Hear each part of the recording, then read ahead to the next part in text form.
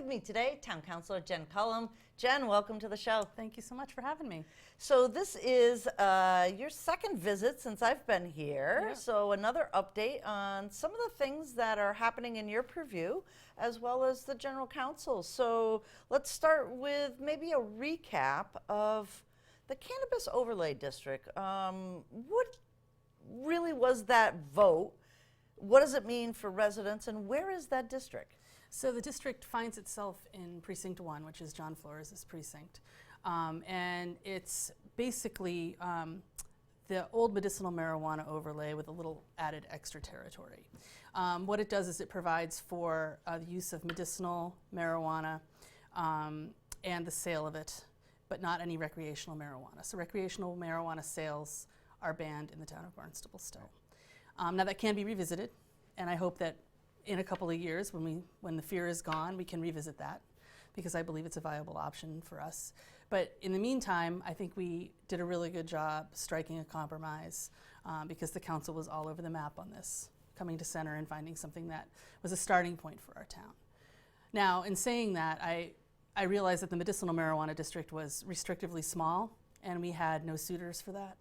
So I've been working with legal to find out the reasons why, find out how we can expand legal and planning, and just kind of take a troubleshooting look at that to see how we can tweak that, find a suitor, make it work for Barnstable, allay some of the fears of the people, and then move forward with it. Right. And some of the businesses that are allowed, recreational sales notwithstanding, what are some of those, because those are kind of good jobs, aren't they? They're all white, well, they're not all white collar jobs, but that was the main attraction for me, was that we talk about our economy here. We talk about how we have young people leaving.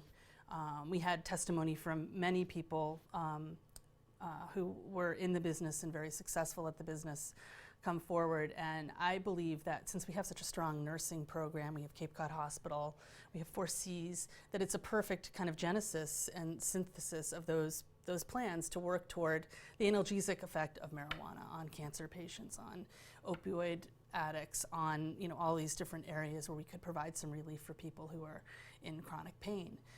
So the research part of it was really what was interesting to me about it, and is what maintains my interest.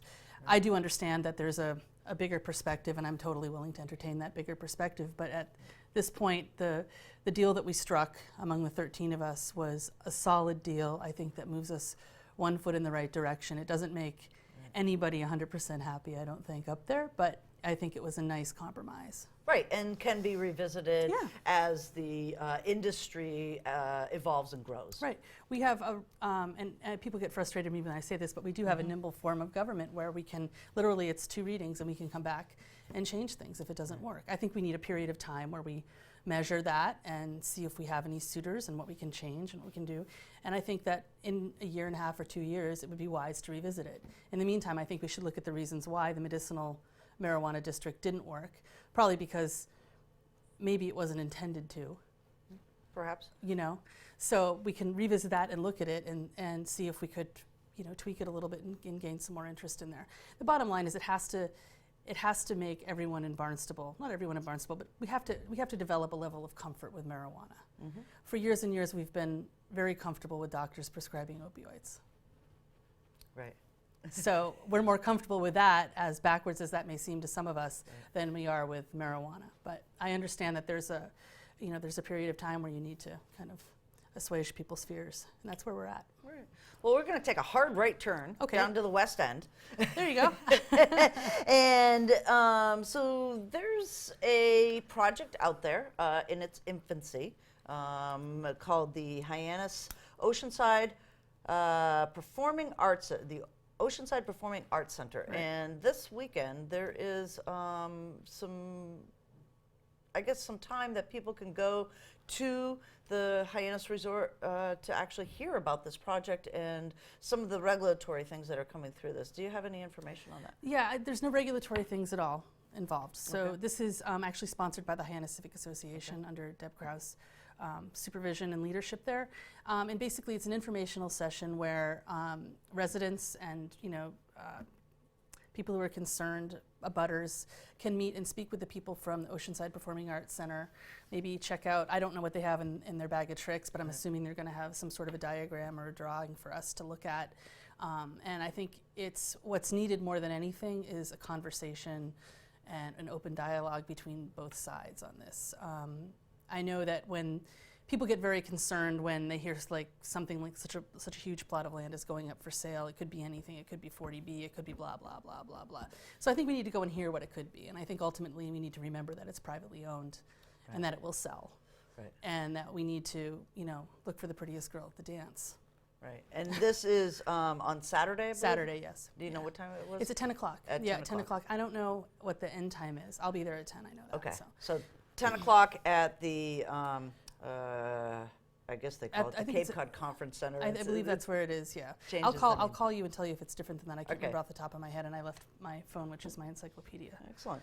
And C Street Project, any updates on that? C Street Project went out to bid. The bid was closed officially, I believe, on the 5th. So we're waiting to hear now how it sifts out. I think the DPW has been really forthright and honest about their communication with the delays related to it. I think they've been very reasonable delays with, bidders that had questions about certain things, and they need a little more time to research the possibilities of those things. And so I'm really looking forward to, after over 10 years of working on this, seeing the ground actually dug up and worked on. So, and I think that a lot of my constituents on C Street are frustrated with the time that it's taken, but right. I have to believe that it's going to be worth all of the frustration in the end, and I just can't take a negative attitude now about it. I got to forge on because right. it's been a long time coming, and I think it's really going to upgrade everybody's property and property value once we roll with it. So I know everyone's committed to it. Dan Santos is committed to it, the director of the DPW. I know Mark Els is 100% committed to it as well, and so am I. So a lot of people have worked long and hard on this. The government works at a snail's pace, maybe even a snail with a walker. Right. Like it's wicked slow, and it's very, very frustrating. And these Chapter 90 monies have been tied up and tied up and tied up, and it's time to we all feel it. We all feel like the baby needs to be born now, so let's go.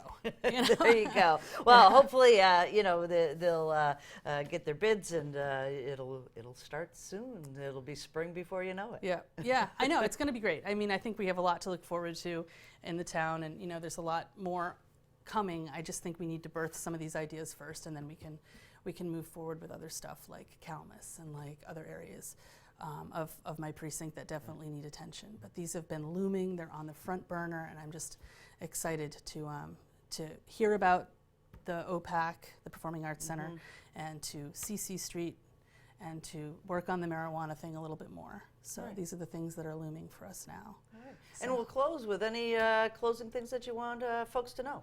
Let's see, what do I want you to know? We got a puppy. Okay. She's beautiful. She's upstairs with Cindy.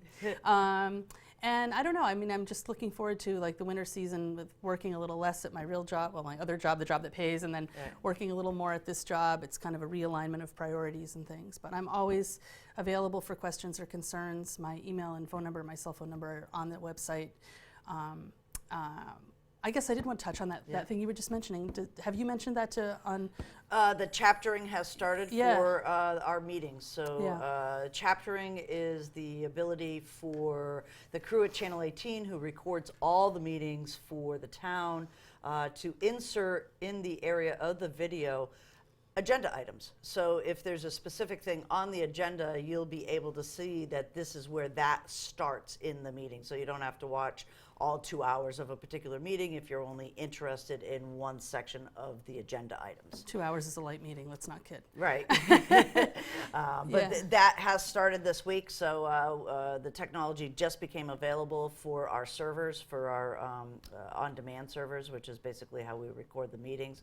So that will be rolling out in all of the meetings as we go. So it's one of those things that, technology is now starting to catch up. More people are doing information via video. So, between Barnstable Today and the ability to chapter meetings, people can zone right into a specific issue on the agenda that they're really interested in. Yeah, I think that's really important. As I was talking with you before you started recording, that a few meetings ago, I mentioned to Mark that, I feel like although there's a lot of dense information on the webpage, it's not spaced out enough in a manner that's bite-sized for people. And it just needs to be a little more user-friendly so that, you know, constituents can say, oh, I checked that out. It was a really brief video. Boom, I snapped it. It was great. And then I learned all about the Fire Training Academy and what we're doing to protect our water resources, for instance. Right.